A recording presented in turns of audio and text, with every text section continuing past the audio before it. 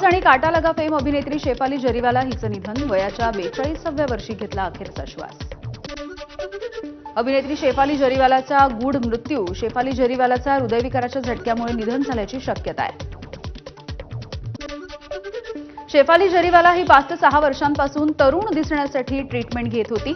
Anti ageing treatment घेत असल्याची डॉक्टरांची माहिती. मात्र या औषधांचा हृदयविकाराशी संबंध नाही, डॉक्टरांचा दावा.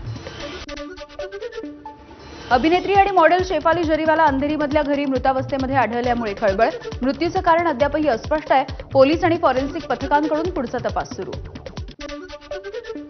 शेफाली जरीवालाच्या पतीचा मीडियासोबत बोलण्यासाठी नकार. राहत्या इमारतीच्या खाली पराग त्यागी हा कुत्रा फिरवत असताना दिसला. पत्नीचा मृतदेह कूपर रुग्णालयामध्ये असताना पतीची कुत्र्याला घेऊन सैर. शेफाली जरीवाला काटा लगा या गाण्यामुळे आणि बिग बॉस 13 या रियालिटी शोमुळे प्रसिद्ध झाली. सध्या शेफालीचं पार्थिव हे कूपर रुग्णालयामध्ये असल्याची माहिती आहे. राष्ट्रीय शैक्षणिक धोरण मोदी आणि अमित शहा यांनी आमच्यावरती लादलं. संजय राऊत यांचा आरोप. फडणवीसांचे वरती बसलेले पिताश्री म्हणत राऊतांची मोदींवरती टीका. 5 जुलैच्या मोर्चाची ठाकरेंची शिवसेना आणि मनसेमध्ये लगबग. नियोजनासाठी दोन्ही पक्षाच्या नेत्यांना विविध जबाबदाऱ्या वाटून देणार. मोर्चा यशस्वी व्हावा यासाठी जोरदार प्रयत्न. ठाकरेंच्या मोर्चाच्या संदर्भात भाजपची वेट अँड वॉचची भूमिका. मोर्चाला उत्तर देण्यासाठी अजूनही भाजपचं विचारमंथन. पावसाळी अधिवेशनाच्या तोंडावरती भाजपकडून सावध पवित्रा. हिंदीच्या मुद्द्यावरील वादाला भाजप अभिजात दर्जानं उत्तर देणार. हिंदीच्या विरोधामधल्या मोर्चामध्ये काँग्रेस नेते सुद्धा सहभागी होतील अशी अपेक्षा आहे. संजय राऊत यांचं विधान. डाव्यांसह अनेक छोटे पक्ष सुद्धा मोर्चाला येतील. संजय राऊत यांची माहिती. ठाकरे बंधूंच्या मोर्चामध्ये शरद पवारांची राष्ट्रवादी सुद्धा सहभागी होईल. सुप्रिया सुळेंची माहिती. तर शरद पवार स्वतः मोर्चाला येणार की नाही हे लवकरच ठरेल. सुप्रिया सुळेंचं विधान.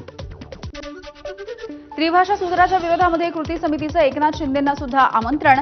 29 जूनच्या जाहीर सभेमध्ये सहभागी होण्याचं एकनाथ शिंदेंना आमंत्रण. राज ठाकरे उद्धव ठाकरेंना सुद्धा या समितीने आमंत्रण दिलेलं आहे. अखिल भारतीय मराठी साहित्य महामंडळ सुद्धा मोर्चामध्ये सहभागी होणार. महामंडळाचे अध्यक्ष प्राध्यापक मिलिंद जोशी यांची माहिती. 5 जुलैच्या ठाकरे बंधू सहभागी होणाऱ्या मोर्चामध्ये महामंडळ सहभागी होईल. मनसेकडून दादरमधल्या शिवसेना भवनाजवळ बॅनरबाजी करण्यात आली आहे. कोणताही झेंडा न घेता मराठीसाठी एक व्हा. मनसेनं लावलेल्या बॅनरवरचा मजकूर आहे. 5 जुलैला होणाऱ्या मोर्चाच्या पार्श्वभूमीवरती बॅनरबाजी. हिंदीच्या मुद्द्यावरून मुंबईमध्ये मनसेचे बॅनर. मनसेच्या बॅनरवरती अजित पवार यांचे सुद्धा फोटो. 5 जुलैला होणाऱ्या मोर्चाच्या पार्श्वभूमीवरती बॅनर झळकवण्यात आलेले आहेत. कोल्हापूरमध्ये डिजिटल अरेस्टची भीती दाखवून 8 कोटी रुपयांची फसवणूक. रिलायन्स इंडस्ट्रीजमधून निवृत्त दत्तात्रय पाडेकर यांची ही फसवणूक झाल्याची माहिती आहे.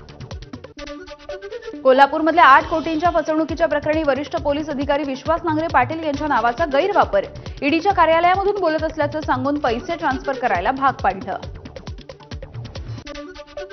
कोल्हापूरमध्ये 8 कोटींची फसवणुकीच्या प्रकरणी आरोपींच्या विरोधामध्ये राजवाडा पोलीस ठाण्यामध्ये गुन्हा दाखल. रिलायन्स इंडस्ट्रीजमधून निवृत्त कर्मचारी पाडेकर यांनी शेअर्स विकत फसवणूकदारांच्या 14 खात्यांवरती हे पैसे ट्रान्सफर केले. बीडमध्ये कोचिंग क्लास चालक आणि शिक्षकावरती अल्पवयीन मुलीच्या छळाचा आरोप. शहरामधील सर्व क्लासेस बंद ठेवून निषेध. स्वाभिमान संघटनेकडून शैक्षणिक बंदची हाक. आरोपींना अटक न झाल्यास रास्ता रोकोचाही इशारा. आणि यानंतर बुलेटिनमध्ये पुन्हा एक छोटासा ब्रेक.